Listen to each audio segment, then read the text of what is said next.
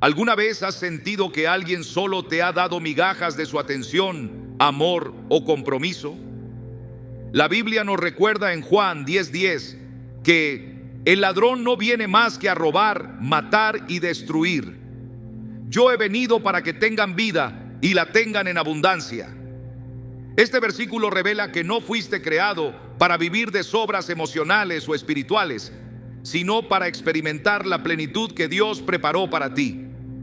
Hoy veremos cómo, cuando las personas te limitan a migajas, el Señor abre nuevos caminos para llenarte de su provisión, restaurar tu valor y colocarte en el lugar que Él ha diseñado. Te mostraremos cómo identificar las señales de que Dios está obrando incluso en medio del rechazo y cómo responder con fe para entrar en la vida abundante que te ha prometido. ¿Estás listo para entender lo que Dios tiene reservado para ti?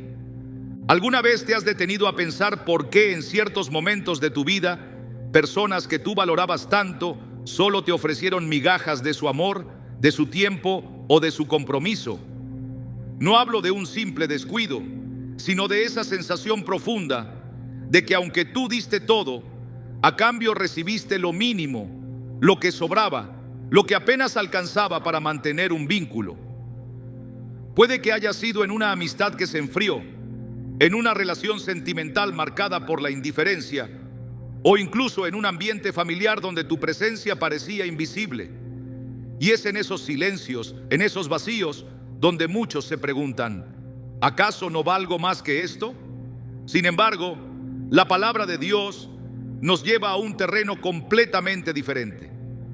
En Salmo 23:5 encontramos una promesa que rompe esa narrativa. Aderezas mesa delante de mí en presencia de mis enemigos. Unges mi cabeza con aceite, mi copa está rebosando. No es una imagen de escasez, sino de sobreabundancia. No es un rincón oscuro donde recoges migajas, sino un banquete preparado a la vista de aquellos que quizás pensaron que nunca llegarías a sentarte en un lugar de honor. Cuando comprendemos que el Dios que nos creó es el mismo que promete rebosar nuestra copa, entendemos que las migajas nunca fueron nuestro destino final. A veces, el proceso para llegar a esa mesa incluye atravesar temporadas donde lo que recibimos parece injusto, insuficiente o incluso humillante. La mujer sirofenicia, en Mateo 15:21-28, es un ejemplo que ilustra perfectamente este principio. Ella acudió a Jesús rogando por la sanidad de su hija, y aunque en un primer momento recibió una respuesta que muchos habrían interpretado como rechazo, persistió con fe. Dijo: sí, Señor, pero aún los perrillos comen de las migajas que caen de la mesa de sus amos. Esa fe provocó un milagro inmediato. Aquí no se trata de glorificar las migajas, sino de entender que en manos de Dios, incluso el poco que recibas puede ser el inicio de algo extraordinario, y que muchas veces esas migajas no son el final de la historia, sino la antesala del banquete. He visto a lo largo de los años cómo personas que fueron menospreciadas, subestimadas o ignoradas terminaron ocupando lugares de influencia y propósito, no porque se aferraran al dolor del rechazo, sino porque confiaron en que Dios no se olvida de los que confían en Él. José, el hijo de Jacob, lo entendió de una manera dolorosa, pero transformadora. Sus propios hermanos lo vendieron como esclavo, reduciendo su valor a unas pocas monedas. Lo que ellos consideraron como un final fue, en realidad, el inicio del plan de Dios para llevarlo al palacio de Faraón.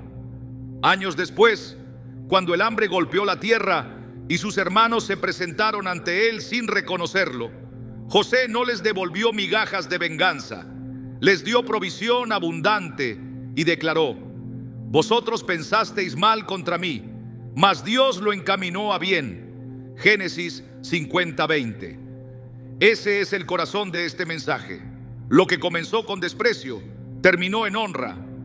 Quizás hoy estás mirando tu vida y piensas que has dado más de lo que recibiste, que el equilibrio nunca llegó, que invertiste tiempo, amor, recursos y a cambio lo que obtuviste no se compara. Pero quiero que escuches esto con atención. Las temporadas de migajas son el terreno fértil donde Dios siembra las semillas de tu promoción. En Deuteronomio 8:3 se nos recuerda cómo Dios alimentó a Israel con maná en el desierto, para enseñarles que no solo de pan vivirá el hombre, mas de todo lo que sale de la boca de Jehová vivirá el hombre. Ellos estaban acostumbrados a la abundancia de Egipto en términos materiales, pero vacíos espiritualmente.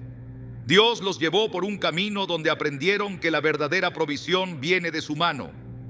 A veces, lo poco que recibes de otros no es un reflejo de tu valor, sino una invitación a experimentar la plenitud que solo Dios puede dar. He conversado con personas que después de atravesar rupturas dolorosas o años de sentirse relegadas, reconocen que esas etapas fueron el crisol donde se formó su carácter. Una mujer me compartió cómo, tras un matrimonio donde solo recibía desinterés y frialdad, decidió entregarle su corazón a Dios de una forma total. Lo que en ese momento parecía soledad se transformó en la temporada más fructífera de su vida. Completó estudios que había postergado. Inició un ministerio de ayuda a mujeres en situaciones similares y con el tiempo experimentó una restauración emocional que nunca creyó posible. Cuando me relataba su historia, sus palabras reflejaban una paz y una autoridad espiritual que solo se adquieren en el desierto. Ella entendió que las migajas de afecto que recibía no podían compararse con la plenitud que Dios tenía preparada para ella. El problema es que muchas veces nos aferramos a las migajas por miedo a quedarnos sin nada. Pensamos que es mejor un poco de atención que ninguna, un poco de reconocimiento que el anonimato total. Pero esa mentalidad es la que nos mantiene atados a relaciones, ambientes y patrones que no vienen de Dios. Jesús mismo nos enseñó que nadie pone vino nuevo en odres viejos porque se romperían. Marcos 2:22.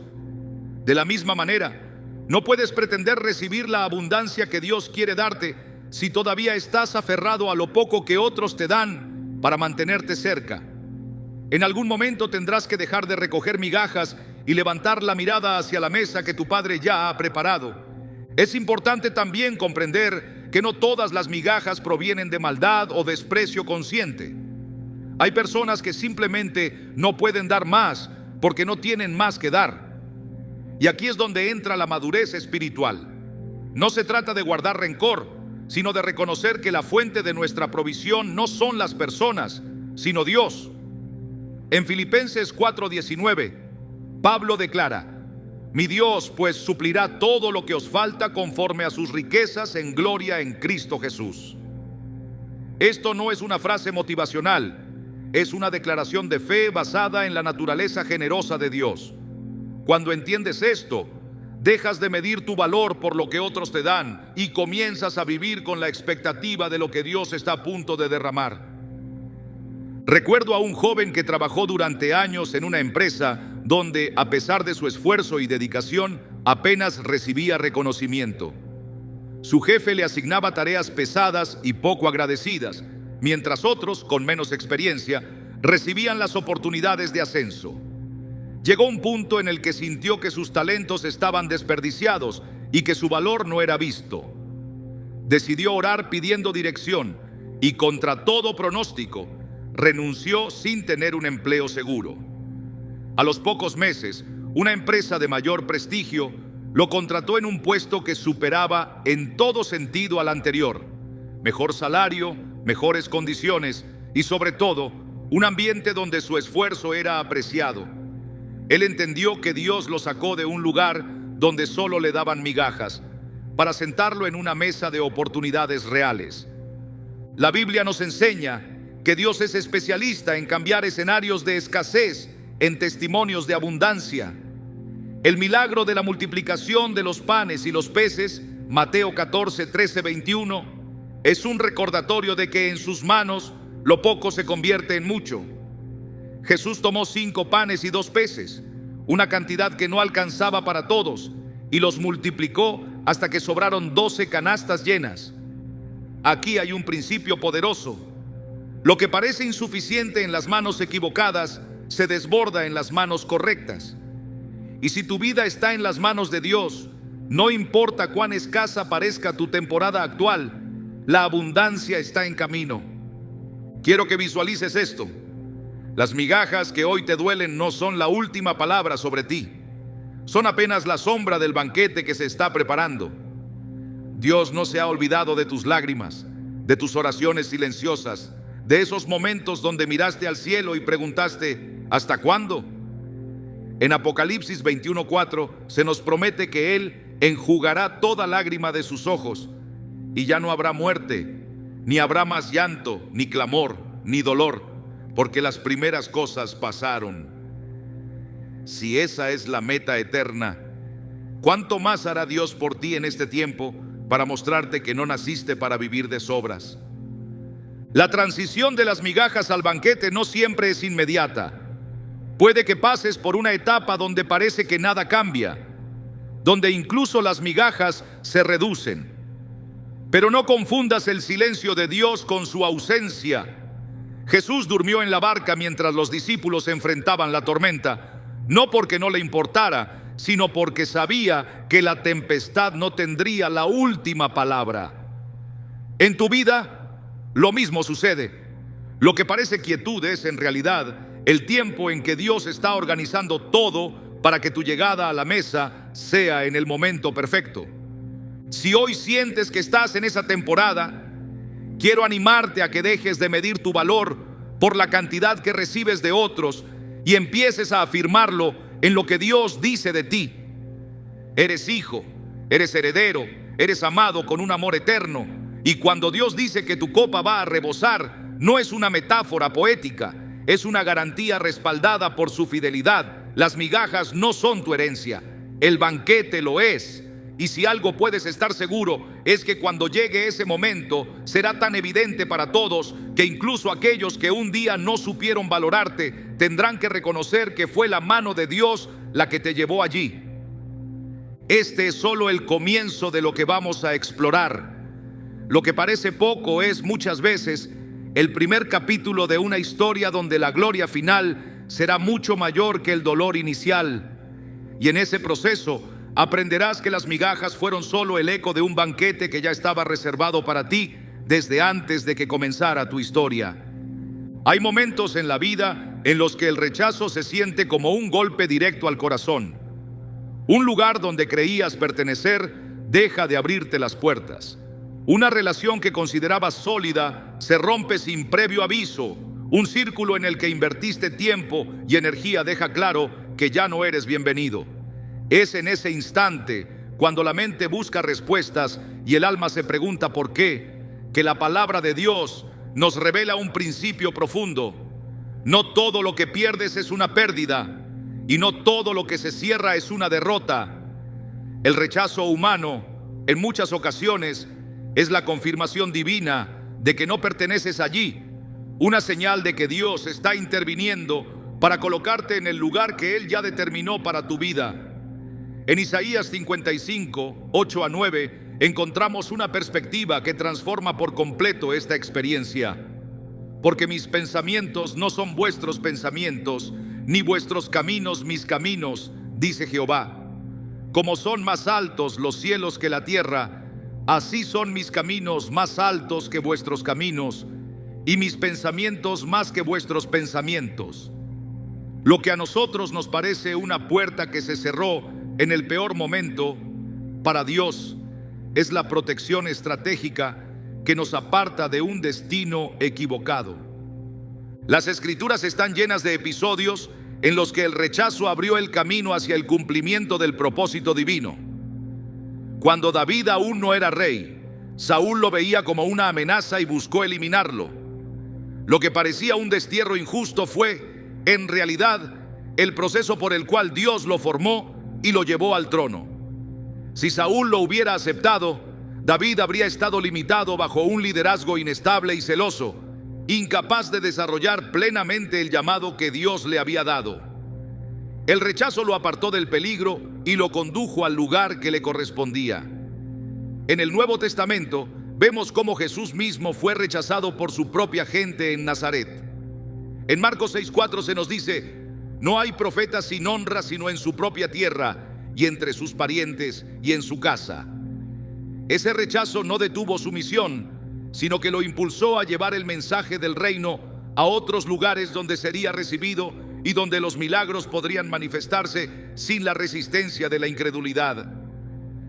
El rechazo es doloroso porque toca la raíz de nuestra necesidad de pertenencia, pero cuando lo observamos desde la óptica del reino, comprendemos que es una herramienta que Dios usa para realinear nuestro camino. En Génesis, la historia de José es un ejemplo claro. Sus hermanos lo rechazaron hasta el punto de venderlo como esclavo. Ese acto, que en apariencia era el fin de su historia, fue el medio exacto que Dios utilizó para posicionarlo en Egipto, donde llegaría a ser gobernador y salvador de su familia en tiempo de hambre. Lo que fue impulsado por la envidia terminó sirviendo a un plan mayor.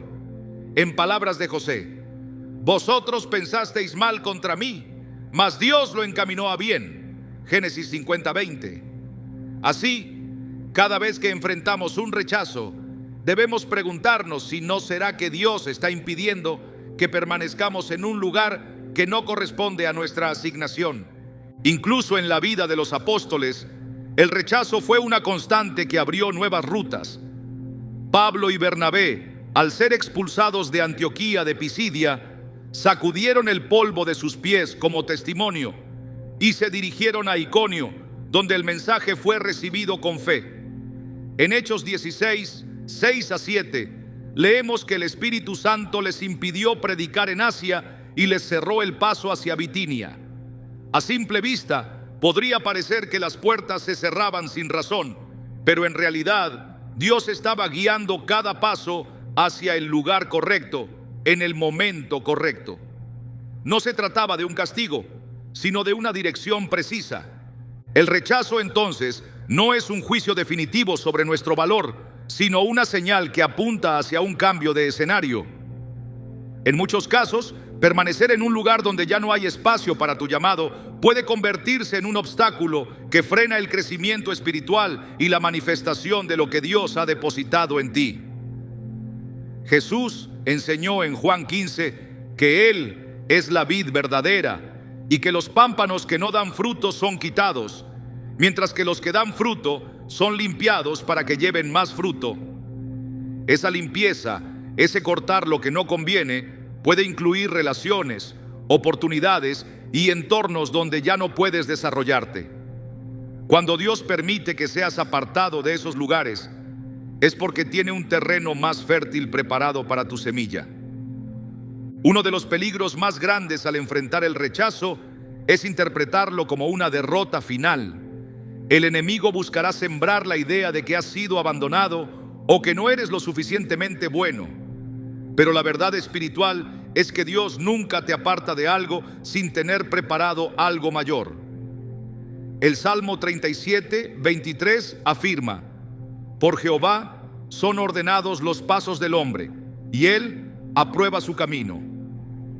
Esto significa que incluso los pasos que parecen retrocesos están bajo la supervisión del Creador, y que cada desviación del camino que imaginaste está encaminada hacia un cumplimiento más alto del propósito que Él diseñó. El rechazo puede ser, además, una protección contra lo que aún no puedes ver. Hay situaciones que en apariencia parecen inofensivas o incluso atractivas, pero que contienen peligros ocultos que solo Dios conoce. Al cerrarte una puerta, Él evita que entres en alianzas, acuerdos o ambientes que podrían desviarte de su voluntad. La historia del pueblo de Israel en el desierto nos enseña que Dios no los llevó por el camino más corto hacia la tierra prometida, porque sabía que al enfrentarse a la guerra de inmediato podrían retroceder a Egipto. Éxodo 13:17-18. De la misma manera, el rechazo puede ser el medio por el cual Dios evita que enfrentes batallas para las que todavía no estás preparado. El rechazo también prueba y purifica nuestras motivaciones. Nos confronta con la pregunta: ¿estoy buscando agradar a las personas o a Dios? Gálatas 1:10 es claro: pues, ¿busco ahora el favor de los hombres o el de Dios? ¿O trato de agradar a los hombres? Pues si todavía agradara a los hombres, no sería siervo de Cristo. Cuando un lugar, una relación o una posición nos cierra las puertas, es una oportunidad para reafirmar que nuestra identidad y propósito no dependen de la aprobación humana. El apóstol Pedro, después de negar a Jesús y experimentar el dolor de la distancia, fue restaurado por el mismo Señor junto al mar de Galilea.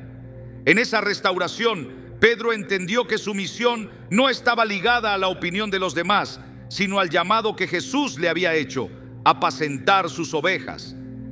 Aceptar el rechazo como dirección divina requiere una fe que se atreve a soltar lo que parece seguro.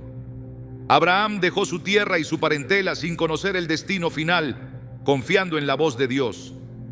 Si hubiera esperado la aprobación de su entorno, nunca habría salido de Ur de los Caldeos. Así, cada vez que una puerta se cierre, la pregunta no debe ser ¿por qué me rechazaron?, sino ¿a dónde quiere llevarme Dios ahora? En Proverbios 3:5-6 se nos exhorta: fíate de Jehová de todo tu corazón y no te apoyes en tu propia prudencia. Reconócelo en todos tus caminos y Él enderezará tus veredas. La fe no se apoya en lo que ve, sino en la certeza de que aquel que comenzó la buena obra es fiel para completarla. El rechazo es también una oportunidad para que se manifieste el poder de la resurrección en nuestras vidas. Jesús fue rechazado, traicionado y crucificado, pero todo ello formaba parte del plan de redención. Si no hubiera sido entregado a sus enemigos, no habría habido cruz, y sin cruz no habría resurrección.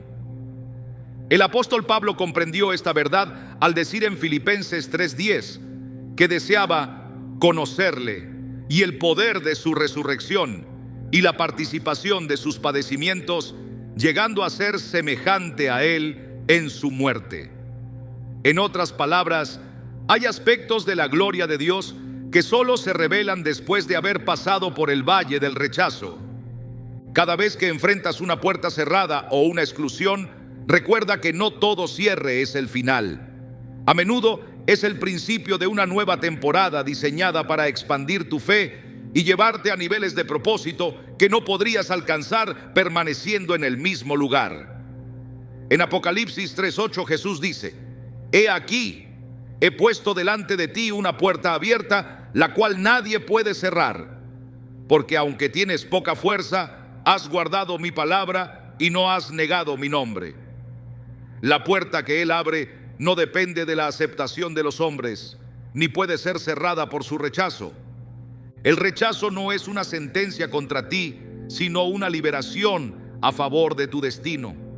Cuando logres verlo desde esta perspectiva, dejarás de lamentar las puertas cerradas y empezarás a discernir la dirección de las nuevas que se están abriendo. Dios, que ve el final desde el principio, nunca permitirá que pierdas lo que es parte de tu propósito eterno.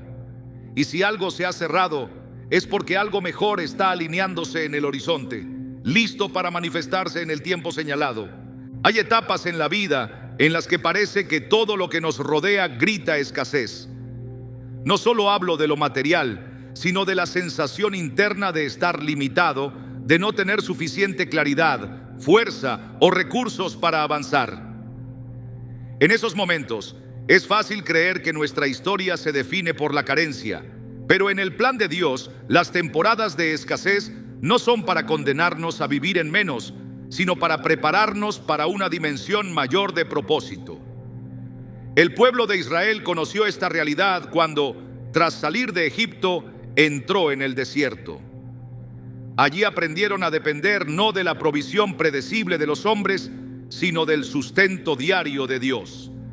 Deuteronomio 8:2-3 relata que el Señor los guió 40 años en el desierto para afligirte, para probarte, para saber lo que había en tu corazón, si habías de guardar o no sus mandamientos.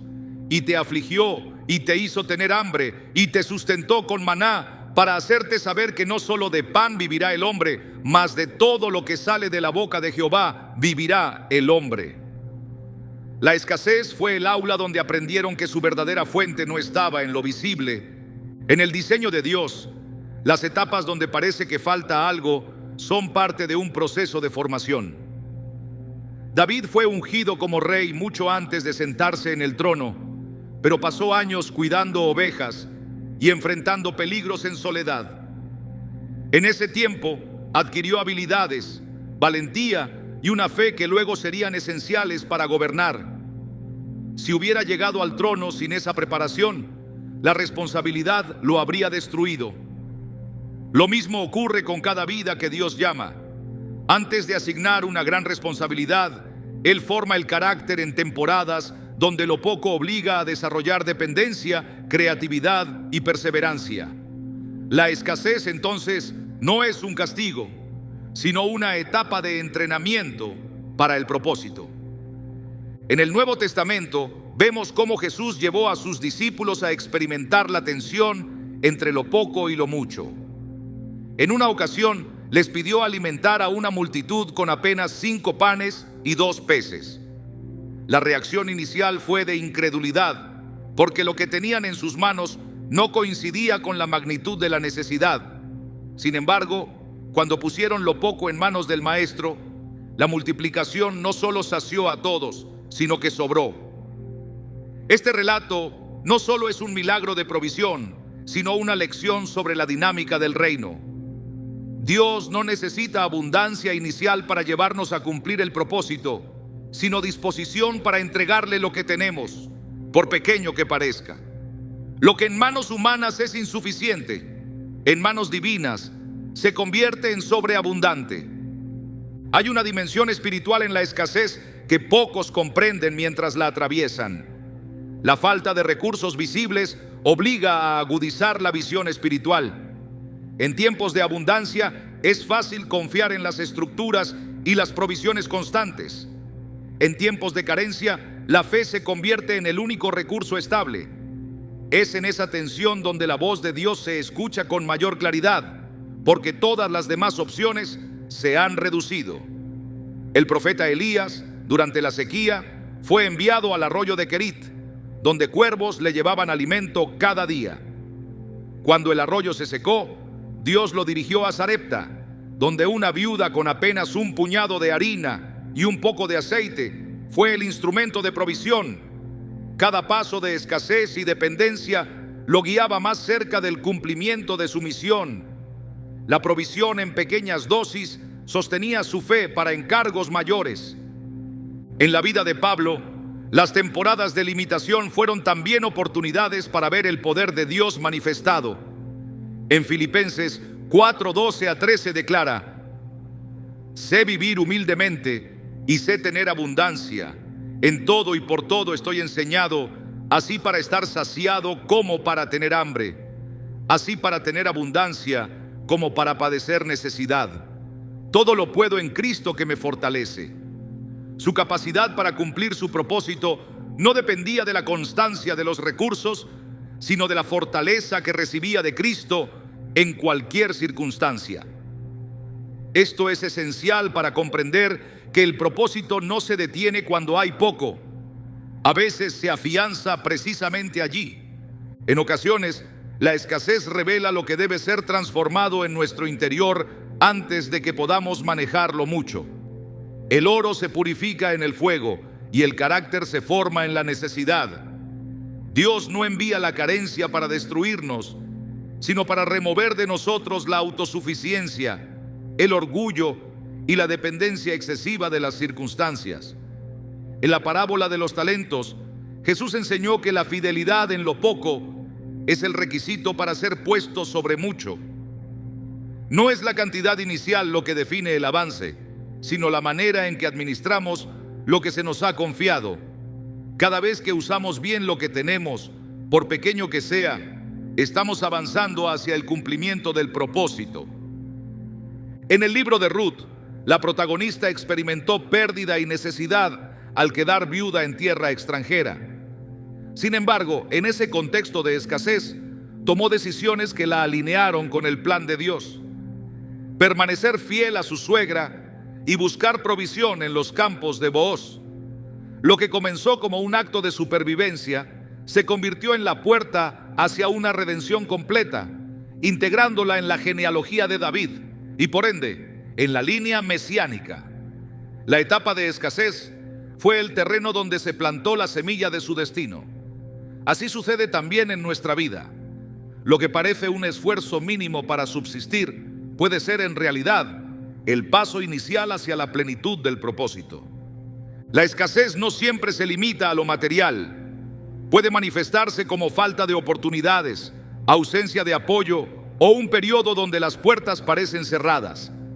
En esos momentos, el peligro es interpretar la falta como un abandono de Dios, cuando en realidad puede ser una estrategia para enseñarnos a ver más allá de lo evidente. Isaías 41, 17 a 18 ofrece una promesa poderosa. Los afligidos y menesterosos buscan las aguas y no las hay. Su lengua está reseca de sed. Yo Jehová los oiré.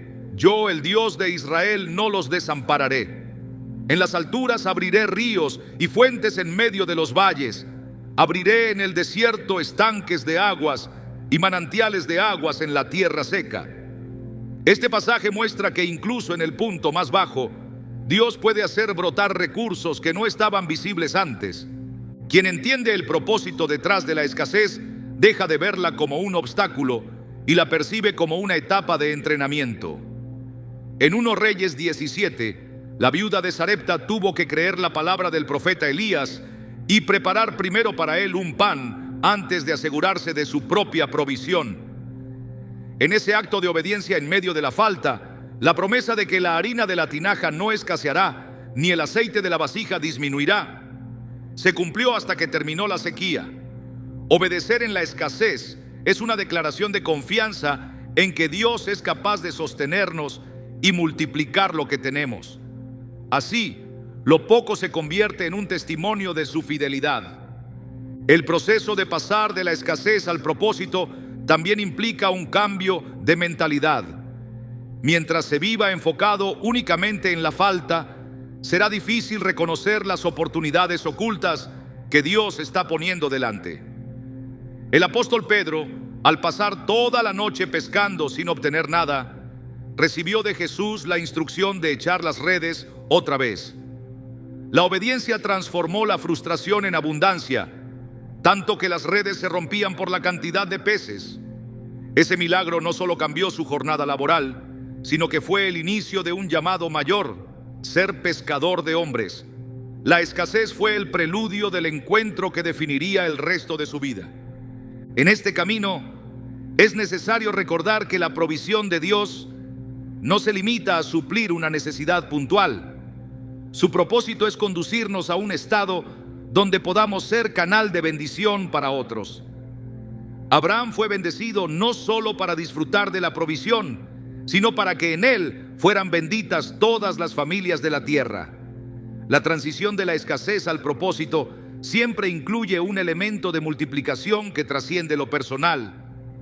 Dios nos saca de la limitación para que, desde la plenitud, podamos extendernos en servicio y generosidad. Aun cuando el tiempo de escasez se prolonga más de lo esperado, la promesa permanece. Habacuc 2:3 afirma: aunque la visión tardará aún por un tiempo, mas se apresura hacia el fin y no mentirá. Aunque tardare, espéralo, porque sin duda vendrá, no tardará. La espera no es un signo de abandono, sino un periodo en el que Dios está alineando cada detalle para que cuando llegue la abundancia sepamos administrarla de acuerdo con su voluntad. Esta perspectiva permite vivir la escasez con esperanza, entendiendo que no es permanente ni inútil. Quien aprende a caminar en el propósito en medio de la escasez desarrolla una fe inquebrantable. No se trata de negar la realidad de la falta, sino de interpretarla a la luz de la fidelidad de Dios. Así como Israel cruzó el Jordán hacia la tierra prometida después de años en el desierto, así cada etapa de limitación es solo un tramo del viaje hacia la plenitud. El mismo Dios que envió maná y codornices, que hizo brotar agua de la roca, es quien sigue obrando hoy en medio de las circunstancias adversas para llevarnos al cumplimiento de lo que ha determinado. Cuando finalmente se cruza de la escasez al propósito, se entiende que lo que parecía una demora fue en realidad una preparación. las habilidades desarrolladas, la fortaleza interior, la dependencia de Dios y la claridad de visión adquirida en ese tiempo se convierten en herramientas esenciales para sostener la nueva etapa. El propósito no llega para quien solo desea abundancia, sino para quien ha sido entrenado a perseverar en la fe cuando lo poco parecía insuficiente. Así, la escasez se transforma en el fundamento sólido sobre el que se edifica la plenitud del llamado divino. Hay momentos en los que una puerta que creías segura se cierra sin previo aviso. La oportunidad que parecía hecha a tu medida se desvanece. La relación que creías estable se interrumpe. El camino que habías trazado con cuidado se interrumpe abruptamente. Desde la perspectiva humana, esto se siente como un retroceso, un fracaso, una pérdida que deja vacío. Pero en el orden de Dios, esas puertas cerradas no son caprichos del destino, son intervenciones precisas de su amor para impedir que permanezcas en un lugar que podría alejarte de lo que Él ha determinado para ti. La Escritura revela que Dios no actúa de forma improvisada. En Proverbios 16:9 está escrito: el corazón del hombre piensa su camino, mas Jehová endereza sus pasos. Un paso que no entiendes hoy puede ser el que te libre de años de estancamiento o del dolor que no alcanzas a prever. La protección divina no siempre se manifiesta como algo que aplaudimos. A menudo se presenta en forma de un no que hiere el orgullo o confunde la lógica. Pablo y sus compañeros de misión lo vivieron en carne propia cuando, según Hechos 16, 6-7, el Espíritu Santo les impidió predicar en Asia y también les cerró el paso hacia Bitinia.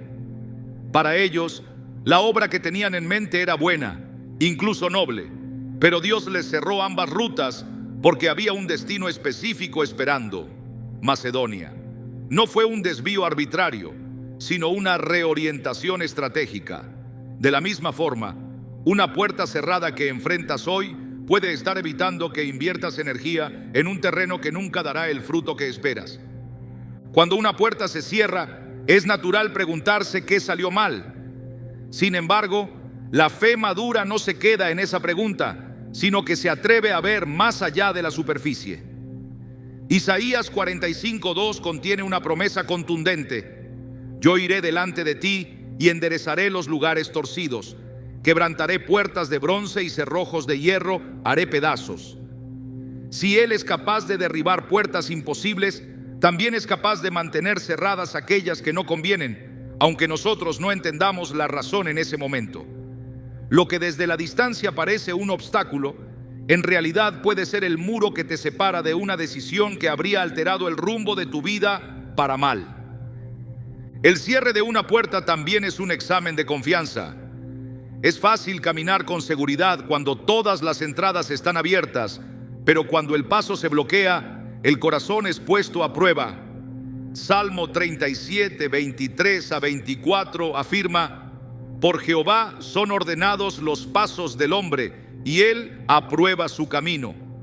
Cuando el hombre cayere, no quedará postrado, porque Jehová sostiene su mano. La mano que sostiene es la misma que dirige, y no permitirá que la caída sea definitiva. En este contexto, una puerta cerrada no es un derrumbe, sino un giro calculado para conducirte por el sendero que dará fruto eterno. Dios, en su sabiduría, conoce no solo el lugar al que quieres llegar, sino también lo que encontrarás en el trayecto. El pueblo de Israel podría haber tomado el camino más corto hacia la tierra prometida, pero Éxodo 13:17-18 revela que Dios los desvió por el camino del desierto para que no enfrentaran la guerra demasiado pronto y quisieran volver a Egipto. Ese desvío fue una puerta cerrada al atajo, y aunque implicó más tiempo, fue una muestra clara de protección. De la misma manera, hay atajos que parecen atractivos, pero que en el plan divino deben permanecer sellados para preservar tu vida y tu propósito. También es cierto que no toda puerta cerrada se percibe como tal en el momento. A veces creemos que seguimos avanzando hacia una meta, y en medio del trayecto el terreno cambia y el acceso se bloquea sin explicación. Esto ocurrió en Números 22, cuando Balaam fue detenido por el ángel del Señor que se interpuso en su camino. Balaam no lo veía, pero el asna que montaba sí, y se detuvo 3 veces para evitar el peligro. La puerta cerrada no era castigo, era protección contra algo letal que él no alcanzaba a percibir. Así, muchas de las interrupciones que frustran nuestros planes son barreras invisibles levantadas para impedirnos avanzar hacia aquello que pondría en riesgo nuestro destino eterno. Aceptar una puerta cerrada como un acto de amor de Dios requiere discernimiento. Discernir no es simplemente reconocer que algo se ha terminado, sino comprender que el fin de un camino es el inicio de otro que ya está preparado. Apocalipsis 3:7 describe a Cristo como el que abre y ninguno cierra, y cierra y ninguno abre. No existe fuerza humana o espiritual capaz de abrir lo que Él ha decidido cerrar. Esta verdad, lejos de generar frustración, debería producir descanso. Si Él ha cerrado algo, es porque el lugar donde esa puerta conduce no forma parte del mapa de tu propósito. Las puertas cerradas también cumplen la función de purificar nuestras prioridades. Muchas veces, Dios las utiliza para cortar la dependencia de algo o de alguien que se ha convertido en un sustituto de su guía. Israel pidió un rey como las demás naciones, y Dios se lo concedió, pero cuando Saúl se apartó de la obediencia, la puerta de su reinado se cerró definitivamente. Ese cierre abrió la ruta para que David, un hombre conforme al corazón de Dios, tomara el lugar que había sido preparado para él. Lo que parece una pérdida de estabilidad es, en ocasiones, la remoción necesaria para que lo genuino ocupe el lugar que lo falso estaba reteniendo. Cuando una puerta se cierra y el silencio parece prolongarse, la tentación es intentar abrirla por nuestra cuenta. Sin embargo, en 1 Samuel 13, Saúl ofrece el sacrificio que solo Samuel debía presentar porque no quiso esperar, y esa impaciencia le costó el reino. Forzar una puerta que Dios ha cerrado puede llevar a consecuencias irreversibles. Esperar en su tiempo es una muestra de fe que reconoce que la apertura oportuna no depende de nuestra habilidad, sino de su voluntad perfecta. En el proceso, es común que el corazón experimente una mezcla de alivio y desconcierto. Alivio porque algo en lo profundo reconoce que la puerta cerrada trae paz, y desconcierto porque la mente todavía busca entender lo que Dios no ha revelado. Filipenses 4:7 habla de la paz de Dios que sobrepasa todo entendimiento y que guarda corazones y pensamientos en Cristo Jesús. Esa paz es una confirmación de que, aunque la explicación no haya llegado, la decisión divina ha sido para bien. Cada puerta cerrada tiene un propósito mayor que el simple acto de impedir el paso. Puede ser una invitación a redirigir tus fuerzas hacia un terreno fértil que antes no habías considerado. Puede ser la señal de que la temporada en la que estabas ya ha cumplido su función y es tiempo de avanzar. Puede ser el acto final de un capítulo para que el siguiente se abra sin interferencias. En cualquier caso, la cerradura está bajo el control de aquel que ve el final desde el principio. Por eso, el cierre de una puerta no debería verse como una señal de que algo ha terminado sin más, sino como un llamado a buscar con mayor intensidad el nuevo camino que se abre.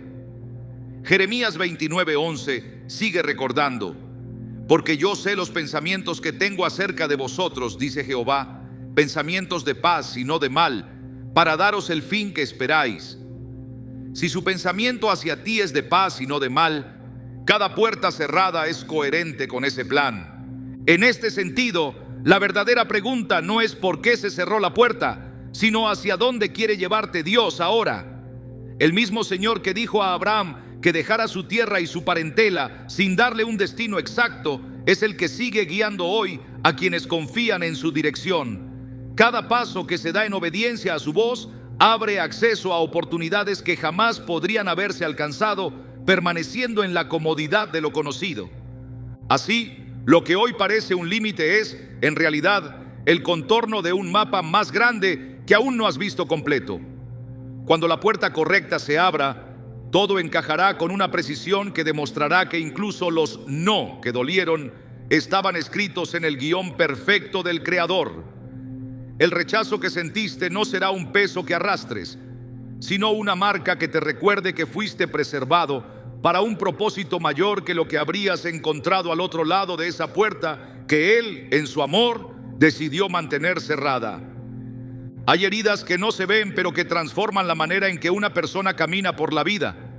Son marcas que el desprecio, la traición o la indiferencia dejan en el corazón, y que en lugar de desaparecer con el tiempo, parecen convertirse en un recordatorio constante de lo que se perdió. Sin embargo, en el reino de Dios, el dolor nunca es un desperdicio. Lo que para el mundo es una cicatriz que limita, para Dios es un sello que autoriza. La autoridad espiritual no se recibe únicamente por conocimiento o por posición, sino por haber atravesado batallas que dejaron huellas y aún así permanecer fiel. La Escritura muestra que Jesús, después de resucitar, no ocultó las marcas de los clavos, sino que las presentó como prueba de su identidad y de la victoria alcanzada. En Juan 20:27 dijo a Tomás: «Pon aquí tu dedo y mira mis manos, y acerca tu mano y métela en mi costado, y no seas incrédulo, sino creyente». Las marcas no eran señal de derrota, sino evidencia del cumplimiento del propósito. El sufrimiento, cuando es entregado a Dios, se convierte en una herramienta para ministrar a otros con una profundidad que no se puede fingir. El apóstol Pablo hablaba de llevar siempre por todas partes en el cuerpo la muerte de Jesús, para que también la vida de Jesús se manifieste en nuestros cuerpos. 2 Corintios 4:10. No se trataba de un discurso elaborado, sino de una vida que había pasado por el quebranto y que ahora transmitía vida. Esta es la razón por la cual aquellos que han sido quebrantados por el desprecio o por temporadas de aparente abandono pueden llegar a ser instrumentos poderosos de restauración para otros. La experiencia vivida se convierte en un canal por el que fluye consuelo, esperanza y dirección. En la formación divina no existe dolor inútil. Dios no desperdicia lágrimas ni momentos de humillación. En el 1 Pedro 5:10 se nos recuerda que el Dios de toda gracia, que nos llamó a su gloria eterna en Jesucristo, después que hayáis padecido un poco de tiempo, Él mismo os perfeccione, afirme, fortalezca y establezca. La secuencia es clara. El padecimiento antecede a la perfección, la fortaleza y el establecimiento. La experiencia de ser rechazado o subestimado produce en el corazón una dependencia más profunda de Dios, y esa dependencia se traduce en un peso espiritual que otorga autoridad para hablar y actuar con respaldo del cielo. Incluso en el Antiguo Testamento, los hombres y mujeres que lideraron con eficacia fueron aquellos que atravesaron procesos de quebrantamiento. Moisés, antes de liberar a Israel, pasó 40 años en el desierto cuidando ovejas, lejos de la influencia de la corte egipcia. Esa soledad fue el lugar donde su carácter se moldeó y donde aprendió a escuchar la voz de Dios sin distracciones. Cuando regresó para confrontar a Faraón, no hablaba desde la comodidad, sino desde una experiencia forjada en el silencio y la obediencia. Lo mismo ocurre en la vida de quienes hoy son llamados a impactar. La autoridad nace en el terreno del dolor, donde la única fuerza para levantarse viene de la presencia de Dios. Transformar el dolor en autoridad espiritual implica también renunciar a la amargura. Hebreos 12:15 advierte: mirad bien, no sea que alguno deje de alcanzar la gracia de Dios, que brotando alguna raíz de amargura os estorbe, y por ella muchos sean contaminados. El rechazo y las migajas recibidas pueden tentar al corazón a guardar rencor, pero quien permite que esa raíz crezca se incapacita para ministrar con libertad. La autoridad verdadera fluye de un corazón limpio, no de uno que busca revancha. Por eso, El perdón no es una opción sentimental, sino una estrategia espiritual para mantener abierta la conexión con la fuente de todo poder. Cuando una herida se entrega a Dios, no solo sana, sino que se convierte en un testimonio vivo del poder restaurador del Evangelio. El libro de Apocalipsis declara que los vencedores triunfan por medio de la sangre del Cordero y de la palabra del testimonio de ellos. Apocalipsis 12:11. La sangre del Cordero cubre y redime, y el testimonio demuestra que esa redención es real. Así, lo que en un momento fue causa de vergüenza se transforma en un arma contra la mentira y el desaliento.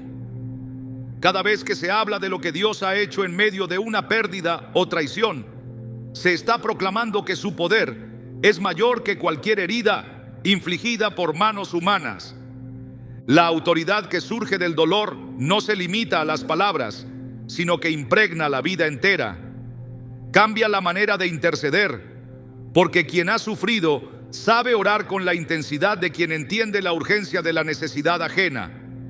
Cambia la forma de servir, porque quien ha experimentado la soledad sabe reconocerla en el rostro de otro y actuar sin esperar que se lo pidan. Cambia la manera de confrontar, porque la verdad se dice con firmeza, pero también con compasión. Esa combinación es la que hace que un mensaje tenga peso y que las acciones tengan impacto.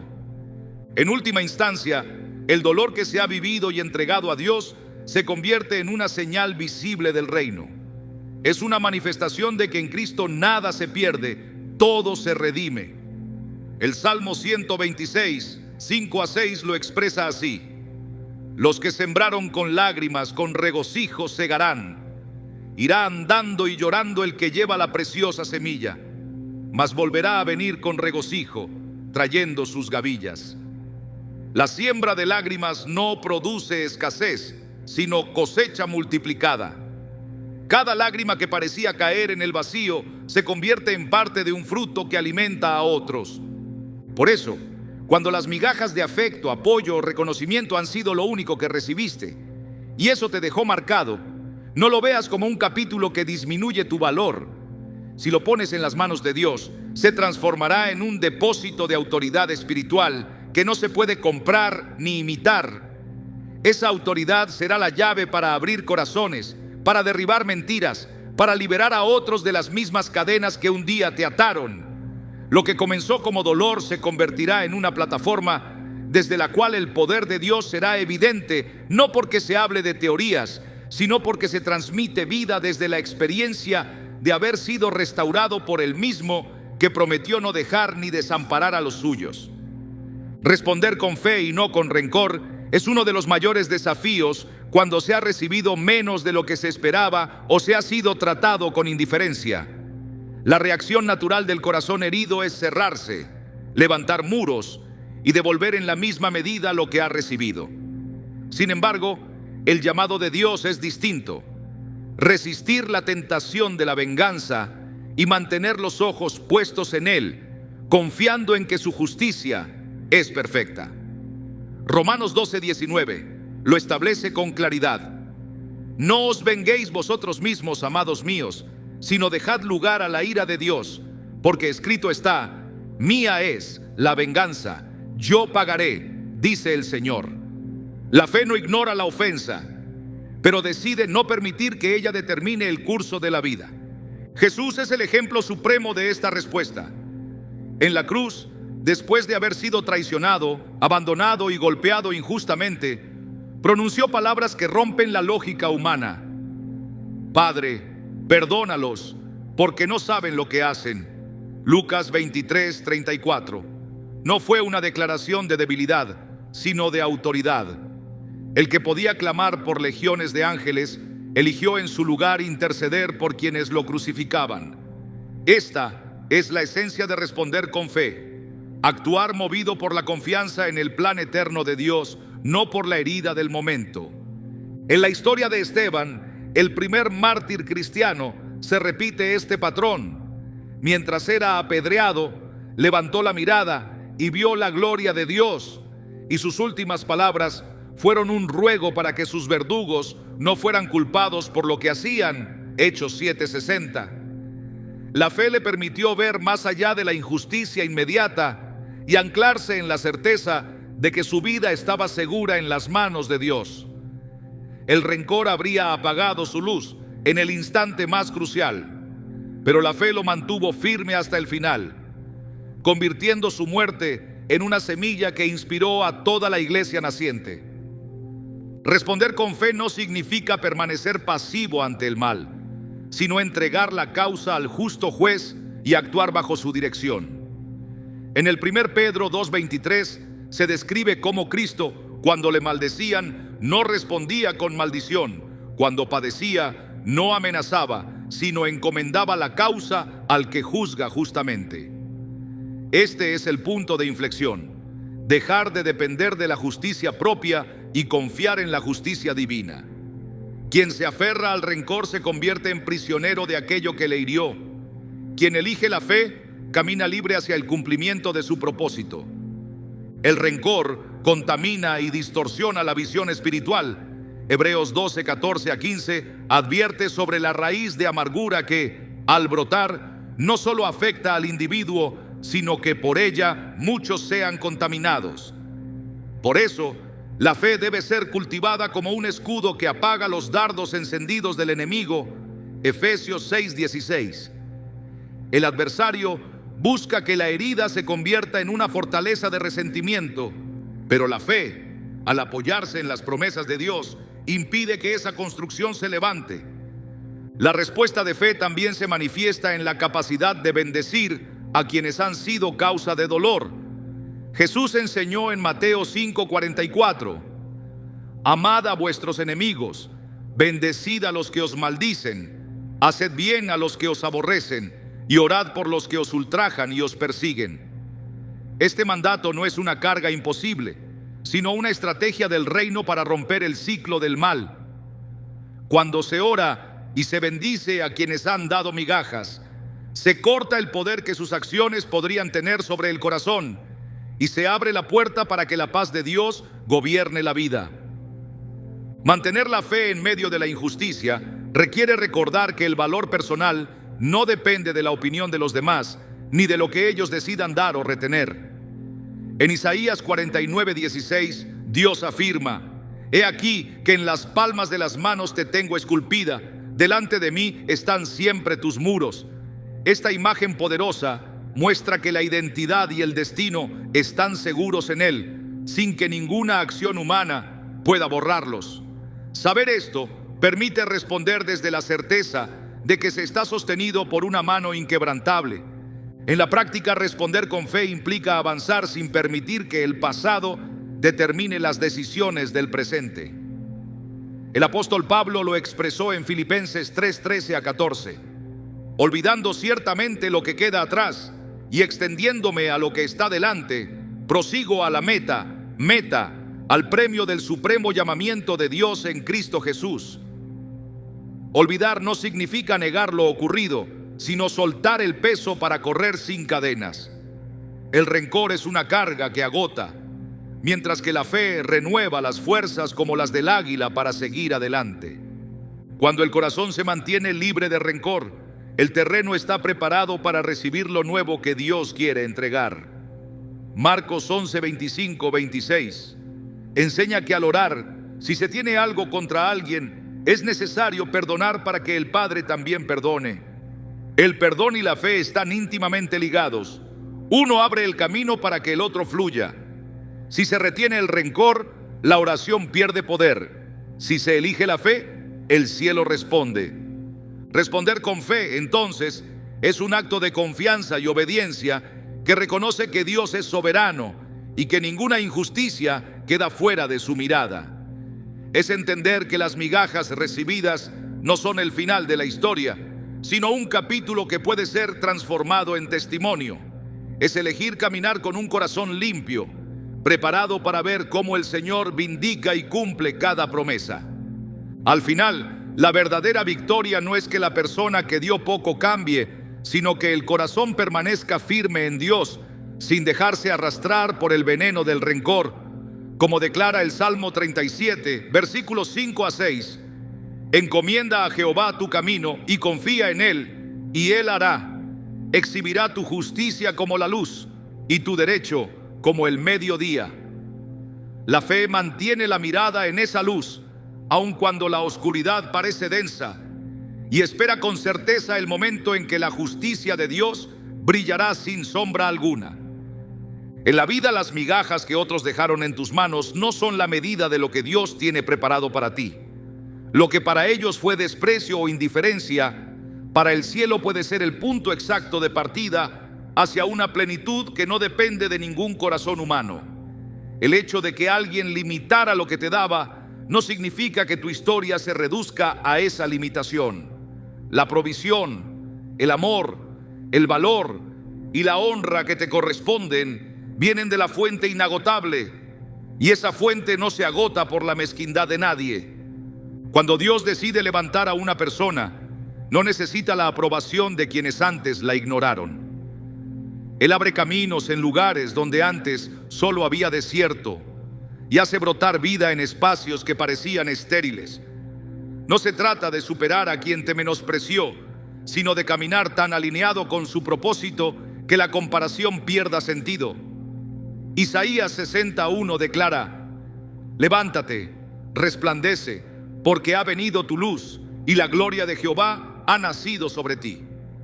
Esa luz no es un reflejo prestado, sino una manifestación directa de la presencia de Dios sobre tu vida. El Señor no permitirá que lo que fue sembrado en ti se pierda por falta de cuidado humano. Él mismo es tu guardador y tu sustentador, y en su tiempo multiplicará lo que parecía pequeño hasta que se convierta en una cosecha abundante. No mires hacia atrás con nostalgia por lo que no te dieron. Mira hacia adelante con expectativa por lo que Él está a punto de poner en tus manos. Cada paso que des desde ahora será afirmado por su palabra, y cada puerta que se abra tendrá la marca de su voluntad. Las migajas pueden haberte recordado lo poco que otros creyeron que valías, pero el banquete que Dios ha preparado para ti será la respuesta silenciosa que ninguna explicación humana podrá igualar. No es venganza, es vindicación. No es revancha, es cumplimiento. La historia no termina en lo que recibiste de manos limitadas, sino en lo que recibirás de un Dios ilimitado. Y cuando llegue ese momento, comprenderás que todo el tiempo de espera y toda aparente escasez fueron el terreno donde germinó la gloria que ahora resplandece en ti.